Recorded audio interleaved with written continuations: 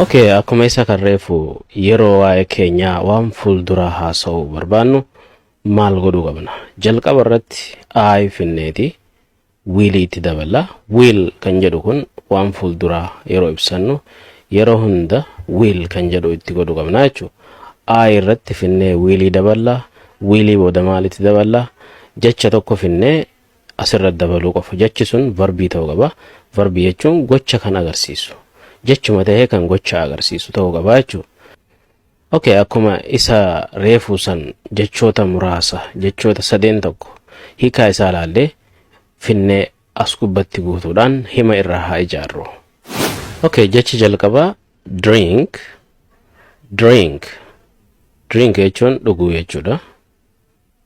Hataanu see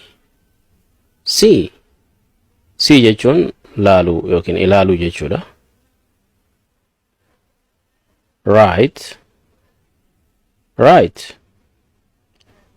Write jechuun barreessuu jechuudha. Asirratti W hin dubbifnu. R qofa dubbifnaa jechuun write jennee dubbifna malee write hin jennu jechuudha.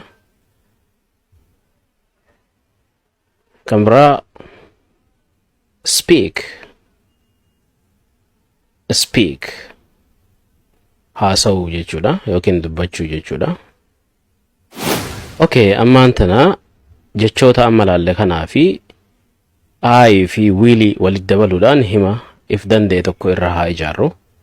Kan jalqabaa I'll drink, I will drink ka jedhu akkuma isa reefu gabaabsinee gisee keenyu I'll drink asirratti cinaa kaayamee jira. Inni kun al jennee dubbifna. Bakka I will jennee dirree baasnu al gabaabsineetuma jechuudha. Akkatti irra salphata jechuudha. I'll drink maalifi dubbataan afaan sanii yookiin native speaker warri jedhamu warri afaan sanii irra dhalate I will drink hin jedhu tasan dhageessu isaa kana jedhu I'll drink jedha malee I will drink hin jedhu saniif kanarratti shaakaluu qabna jechuudha. I'll drink afaan oromootiin cinaa jira akkuma isa kan reefuuti. I'll drink maali hiikaan isaati nin dhugaa jechuudha.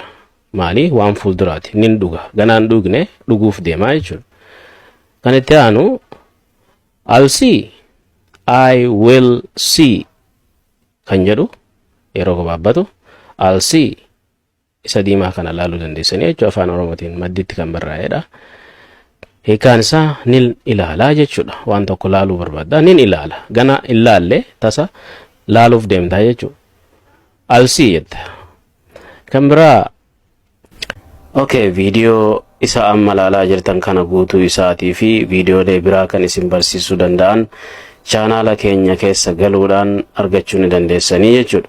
Maqaan chaanaala keenyaa immoo isa asii gaditti argitan kana Basic English OC jedha.